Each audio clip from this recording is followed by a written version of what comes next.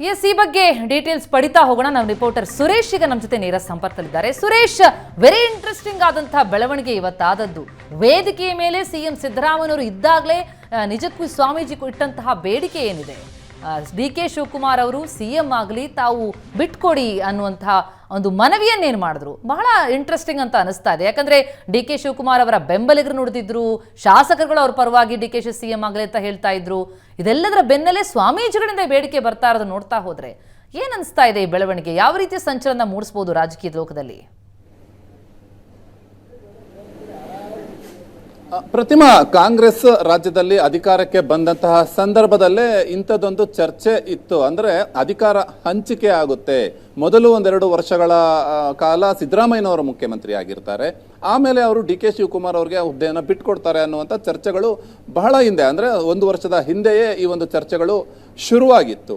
ಅದೆಲ್ಲವೂ ಆದ ಬಳಿಕ ಲೋಕಸಭಾ ಚುನಾವಣೆ ಹತ್ರ ಬರ್ತಾ ಇದ್ದ ಹಾಗೆ ಈ ಚುನಾವಣೆ ಆದ ನಂತರ ಮತ್ತೆ ಅಧಿಕಾರಗಳು ಚೇಂಜ್ ಆಗ್ತವೆ ಅನ್ನುವಂಥ ಒಂದಷ್ಟು ಚರ್ಚೆಗಳು ಕೂಡ ಮತ್ತೆ ಶುರುವಾಯಿತು. ಇದೆಲ್ಲದರ ಬೆನ್ನಲ್ಲೇ ಚುನಾವಣೆ ಮುಗಿದ ಬಳಿಕ ಈ ಸಮುದಾಯಕ್ಕೆ ಒಬ್ಬರು ಡಿ.ಸಿ.ಎಂ ಅಥವಾ ಹೆಚ್ಚುವರಿ ಡಿ.ಸಿ.ಎಂಗಳು ಆಗಬೇಕು ಅನ್ನುವಂತಹ ಒಂದು ಚರ್ಚೆ ಕೂಡ ಆರಂಭ ಆಯಿತು.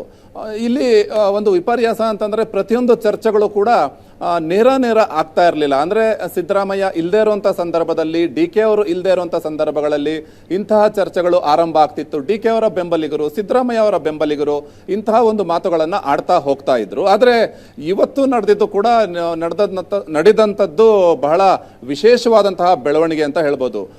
ಕೆಂಪೇಗೌಡ ಜಯಂತಿ ಕಾರ್ಯಕ್ರಮ ಏನು ನಡೀತಾ ಇತ್ತು, ಈ ಒಂದು ಕಾರ್ಯಕ್ರಮದಲ್ಲಿ ಡಿ.ಕೆ. ಶಿವಕುಮಾರ್ ಮತ್ತೆ ಸಿದ್ದರಾಮಯ್ಯ ಇಬ್ಬರು ಕೂಡ ಅಕ್ಕಪಕ್ಕದಲ್ಲಿ ಕುಳಿತಿರುವಂತಹ ಸಂದರ್ಭದಲ್ಲಿ ಮತ್ತು ಇತರ ಅನೇಕ ನಾಯಕರು, ಸ್ವಾಮೀಜಿಗಳು ವೇದಿಕೆ ಮೇಲೆ ಇದ್ದಂತಹ ಸಂದರ್ಭದಲ್ಲಿಯೇ ವಿಶ್ವ ಒಕ್ಕಲಿಗರ ಮಹಾಸಂಸ್ಥಾನ ಮಠಾಧೀಶರಾದಂತಹ ಚಂದ್ರಶೇಖರ ಸ್ವಾಮೀಜಿಗಳು ಹೇಳಿದಂತಹ ಮಾತು ನಿಜಕ್ಕೂ ಒಂದು ಕ್ಷಣ ಎಲ್ಲರೂ ಕೂಡ ಅಚ್ಚರಿ ಆಗುವಂತೆ ಇತ್ತು.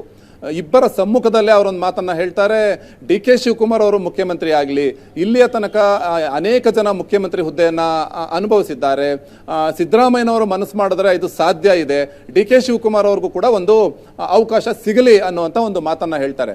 ಒಂದು ಕ್ಷಣ ಸಭೆಯಲ್ಲಿ ಡಿ.ಕೆ. ಬೆಂಬಲಿಗರು ಚಪ್ಪಾಳೆ ತಟ್ಟಿ ಇದಕ್ಕೆ ಸ್ವಾಗತ ಮಾಡ್ತಾರೆ, ಇನ್ನೊಂದಷ್ಟು ಜನ ಚಕಿತರಾಗ್ತಾರೆ. ಅಂದ್ರೆ ಏನು ಈ ರೀತಿ ಹೇಳ್ಬಿಟ್ರಲ್ಲ ಅನ್ನುವಂಥ ನಿಟ್ಟಿನಲ್ಲಿ ಆಶ್ಚರ್ಯಚಕಿತರಾಗ್ತಾರೆ. ಇದೆಲ್ಲವೂ ಆದ ಬಳಿಕ ಚಂದ್ರಶೇಖರ ಸ್ವಾಮೀಜಿಗಳನ್ನ ನಾವು ಮತ್ತೆ ಮಾತಾಡಿಸಿದಂಥ ಸಂದರ್ಭದಲ್ಲಿ ಅವರು ಮತ್ತೊಂದು ಮಾತನ್ನ ಹೇಳ್ತಾರೆ, ಡಿ.ಕೆ. ಶಿವಕುಮಾರ್ ಅವರನ್ನ ನಾನು ಕೇವಲ ಒಕ್ಕಲಿಗ ನಾಯಕ ಅನ್ನುವಂಥ ಉದ್ದೇಶದಿಂದ ಈ ಒಂದು ಮಾತನ್ನ ಹೇಳಲಿಲ್ಲ. ಅವರಾದ ಬಳಿಕ ಕೃಷ್ಣ ಬೈರೇಗೌಡರು ಬೇಕಾದ್ರೆ ಆಗಲಿ, ಪರಮೇಶ್ವರ್ ಅವರು ಬೇಕಾದರೂ ಮುಖ್ಯಮಂತ್ರಿ ಆಗಲಿ, ಆದರೆ ಇಲ್ಲಿಯ ತನಕ ಎಲ್ಲರೂ ಮುಖ್ಯಮಂತ್ರಿ ಹುದ್ದೆಯನ್ನ ಅನುಭವಿಸಿದ್ದಾರೆ, ಡಿ.ಕೆ. ಅವ್ರಿಗೂ ಒಂದು ಅವಕಾಶ ಸಿಗಲಿ ಅನ್ನುವಂಥ ಉದ್ದೇಶದಿಂದ ನಾನು ಈ ಮಾತನ್ನ ಹೇಳಿದ್ದೇನೆ ಅನ್ನುವಂಥ ಒಂದು ಮಾತನ್ನ ಹೇಳ್ತಾರೆ. ಇತ್ತೀಚಿನ ದಿನಗಳಲ್ಲಿ ನಡೀತಾ ಇರುವಂತಹ ಈ ಎಲ್ಲ ಬೆಳವಣಿಗೆಗಳನ್ನ ನಾವು ನೋಡೋದಾದ್ರೆ ಅದಕ್ಕೆ ಪೂರಕವಾಗಿ ಇವತ್ತು ಸ್ವಾಮೀಜಿಗಳು ಕೂಡ ವೇದಿಕೆಯ ಮೇಲೆ ಈ ಒಂದು ಮಾತನ್ನ ಹೇಳಿರುವಂಥದ್ದು ಒಂದು ರೀತಿ ಮುಂದಿನ ರಾಜಕೀಯ ಸ್ಥಿತಿಗತಿಗಳ ಒಂದು ಮುನ್ನೋಟ ಇದು ಅಂತ ಅನ್ನಿಸ್ತಾ ಇರಬಹುದು.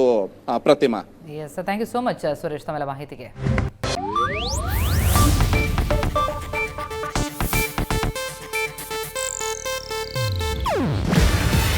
ಇದು ಏಷ್ಯಾನೆಟ್ ನ್ಯೂಸ್ ನೆಟ್ವರ್ಕ್ ಪ್ರಸ್ತುತಿ. ನೀವು ನೋಡ್ತಿದ್ದೀರಾ ಏಷ್ಯಾನೆಟ್ ಸುವರ್ಣ ನ್ಯೂಸ್.